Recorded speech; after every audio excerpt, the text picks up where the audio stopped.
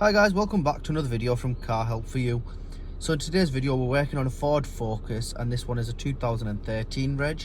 And the fault on this, I haven't seen a huge lot of it online. The customer did tell me that they tried the best to research it online and even they couldn't come up with anything. The fault with this was when you start the engine up, turn your heating on.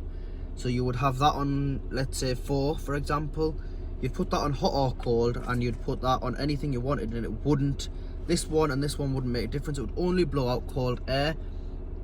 And this was stuck on the windscreen only, so it was stuck on this one over here. So originally we checked obviously if there was any coolant etc in the car, if there was needed bleeding or anything, and it was perfectly fine. Before we went over to like the water pump and the thermostat etc, we thought let's check this. Like I said, there wasn't a huge lot online, and we haven't had one in like this before, so it was something a bit different for us. So anyway, what the fault actually was in the car was this panel here wasn't working. So even though you could change it from this and the lights were coming on here, even this was illuminating and so was this, they weren't actually doing anything to the unit itself.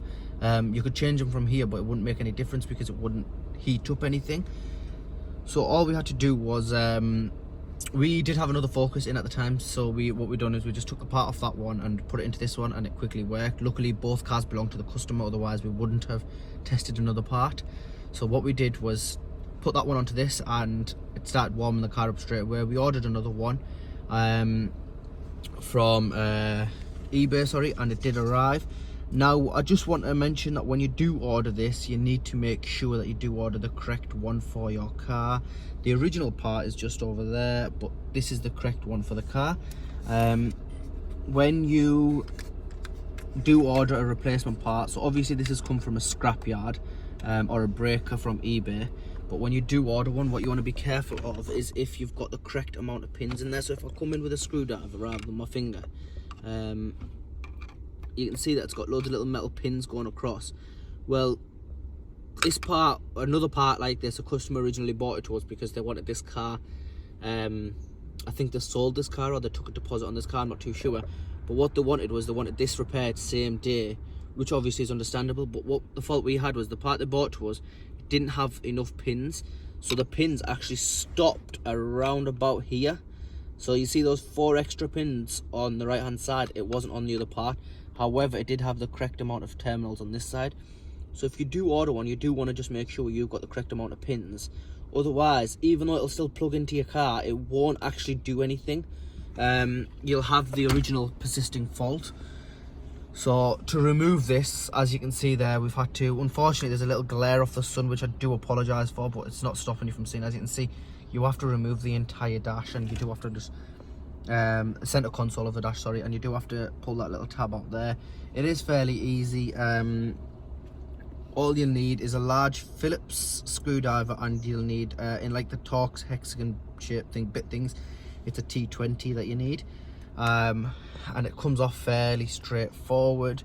Now when you do buy online, if I just put this piece here, as you can see down here we've got more options. So we've got the 2 for the windows, we've got this, and then a blank.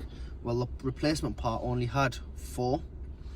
So what you would do in that case is we matched it up, we were sure that it was right. So all we did was just at the back of it, there's 4 screws that you can remove with the T20, and what that does is it moves the heating control by itself. We stuck it onto the original part, plugged it all back in, and now it's working perfectly fine. The heating's all heating up, the car's getting up to temperature. On this car, someone had a go at before us. We did have to repair a few wires, you can just see behind there. Again, if you are repairing something of this caliber, it is trying best to get as much space as you can. And what to do, I would recommend in this stage, is to solder the wires and then heat shrink over the top, and then you can go the extra mile like we have. So what we've done is we've cleaned the wires, soldered the wires, then we've put heat shrink on top of them, then gone the extra mile and actually put electrician's tape over them, just so that 100% we're certain that those wires aren't going to give us faults. We did check the currents off the wires and they were perfectly fine, and everything is working right now as it should. So this is the best way to fix this issue. Anyway guys, please like, share and subscribe. Thank you.